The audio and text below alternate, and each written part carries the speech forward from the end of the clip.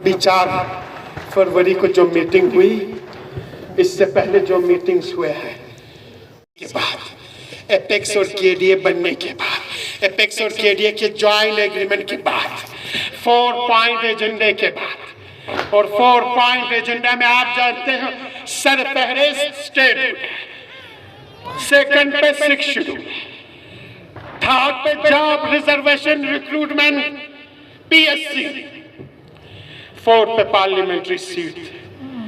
Parliamentary seat पे ये बहाना कि 2026 तक डिलिमिटेशन हदबंदी बंद है। अब आते हैं तीसरे पॉइंट पे, रिक्रूटमेंट रिजर्वेशन डोमिसाइल। इतनी तवील गुफ्तगू के बाद, डायलॉग के बाद, बातचीत के बाद कुछ पॉइंट पे हमारे और उनका एग्रीमेंट हुआ और ये नोटिफाई भी हुआ है।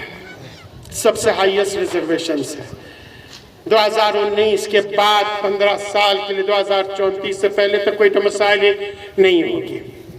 वादा किया है पीएससी या लद्दाख के लिए अलग देंगे या जेएनके पीएससी के साथ देंगे, लेकिन अमलन अभी तक कुछ भी नहीं हुआ। 22 अक्टूबर के सब कमेटी की मीटिंग में डिसाइड ये हुआ था कि एपेक्स और केडीए स्टेटहुड और 6 शेड्यूल पे ड्राफ्ट बना के ले आएगी। यानी क्या चाहते हैं, क्यों चाहते हैं, पूरी तरह से लिख के ड्राफ्ट बना के ले आए और इसके बाद हफ्ता 10 दिन के बाद मीटिंग बुला लेंगे सब कमेटी और उस पर डिलिब्रेशंस होंगे। इसके बाद वो अपना प्रपोजल्स ले आएंगे। 22 अक्टूबर के बाद सब कमेटी नहीं आई, कभी मीटिंग नहीं बुलाया। कोशिश ये की गई लद्दाख के अंदर जिस तरह से साम्राज्य, इस्तेमार और इस्तिकबार अंदरूनी तौर पर ईरान में कुछ सरखरीद लोगों को खरीद के उन्हें ग्रीन कार्ड, पैसे, डॉलर, पाउंड देके, खूबसूरत सब्ज बाग दिखला के अपने पिट्ठू बना लेते हैं और एक दूसरे को लड़वा लें। कोशिश की गई लद्दाख में इख्तिलाफात पैदा की जाए। Leh versus Kargil, Buddhist versus Muslims, within Muslim, within Buddhist, different voices पैदा करें, मुख्तलिफ आवाजों को पैदा करें। खूबसूरत साइन है, लालच दे, सब्ज बाग दिखला दे और इसके बाद लद्दाख की जो अक्सरियत, लद्दाख के जो आवाम जिस एतमाद, जिस ट्रस्ट का मुशाहिदा एपेक्स और केडीए के जरिए करती है, जिस इत्तेहाद और इत्तेफाक के वजूद को एपेक्स और केडीए के जरिए दिखलाना चाहती है और इन्हें अपना नुमाइंदा बना के बेचती है, उन नुमाइंदों के बीच में अपने ज़रख़रीद लोगों को प्लान करें और वही बुलवाए जो वो चाहते हैं। सब कमेटी नहीं बुलाई गई। 4 फरवरी को हाई पावर कमेटी की मीटिंग बुलाई गई और 4 फरवरी की हाई पावर कमेटी में मीटिंग से पहले एपेक्स और केडीए ने ज्वाइंट मीटिंग की और इस ज्वाइंट मीटिंग में हमारे सारे मेंबर्स थे एपेक्स और केडीए के, 7 एपेक्स के, 7 केडीए के। 2 ऑफिशियल हैं, वो ऑफिशियल हमारे तरफ से सीसी साहब हैं, इलेक्टेड मेंबर्स हैं, कौंसिल को रिप्रेजेंट करते हैं और लद्दाख को रिप्रेजेंट करते हैं मेंबर पार्लियामेंट। वहां हमने यूनानिमसली डिसीजन लिया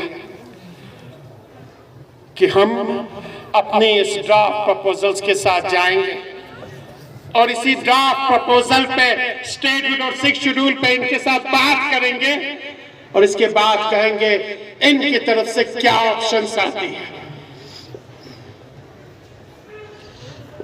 यही सारी चीजें डिसाइड हुआ। हर एक मेंबर से हमने कहा सभी एग्री करते हैं, सबों ने कहा हम एग्री कर लेते हैं। 4 बजे हमारी हाई पावर कमेटी के मीटिंग हुई MOS नित्यानंद राय के चेयरमैनशिप में। होम सेक्रेटरी थे, IB के डायरेक्टर्स थे, एडिशनल डायरेक्टर्स थे, जॉइंट सेक्रेटरी JK लद्दाख थे। वहाँ हमसे कहते हैं आप शुरू कर लें। हमने कहा हमने आपको ड्राफ्ट दे दी है, हमने आपको अपना प्रपोजल लिख के दिया है, स्टेटहुड और 6 शेड्यूल क्या चाहते हैं 3 महीने से आपके पास है। KDA की तरफ से मैंने बोला, एपेक्स की तरफ से चुप्तन साहब ने बोला और कहा आप क्या देना चाहते हो बता दें। आप जानते हैं जॉइंट सेक्रेटरी होम का क्या जवाब था? 6 शेड्यूल से स्टार्ट। कहते हैं 6 शेड्यूल जो भी लेजिस्लेटिव पावर है, कानून साजी का जो 6 शेड्यूल में इख्तियार है, वो तकरीबन नाकारा हो चुका है। एडमिनिस्ट्रेटिव पावर भी खत्म हो चुकी है, जुडिशरी भी खत्म हो चुका है, फाइनेंशियल पावर भी खत्म हो चुका है। इनके वोट से इतने वेर एंड टेयर्स हुआ, यानी 6 शेड्यूल में इतनी चीर फाड़ की गई है कि ये पावरलेस है। कहते क्या आप पावरलेस शेड्यूल चाहते हैं? हमने कहा ये आपका नजरिया है, आपका पॉइंट व्यू है।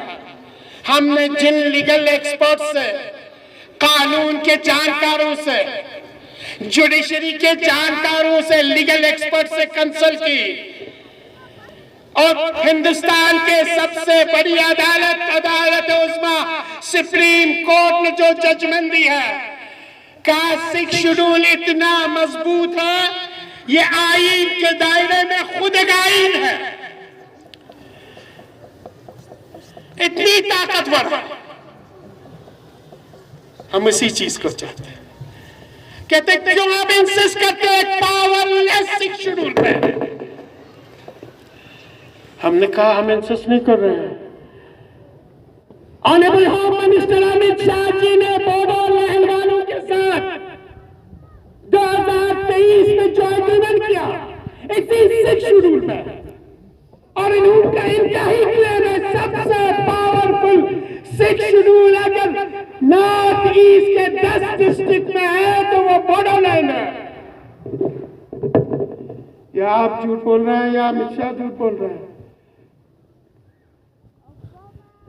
इसके अलावा अरुणाचल प्रदेश में भी की हुकूमत है, वो एक स्टेट है, पूरी स्टेट ने असेंबली में करार पास की, अरुणाचल प्रदेश को 6 शेड्यूल दिया जाए।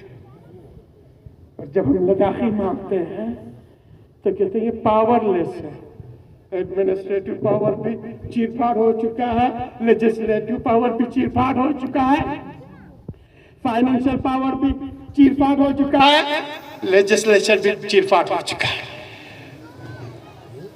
और इस तरीके से लद्दाखियों के जो कॉन्स्टिट्यूशनल सेफगार्ड यानी आईनी तहफ़्फ़ुज़ और सबसे बड़ी ताकतवर तहफ़्फ़ुज़ 6 शेड्यूल के जरिए हिंदुस्तान के इस आईन ने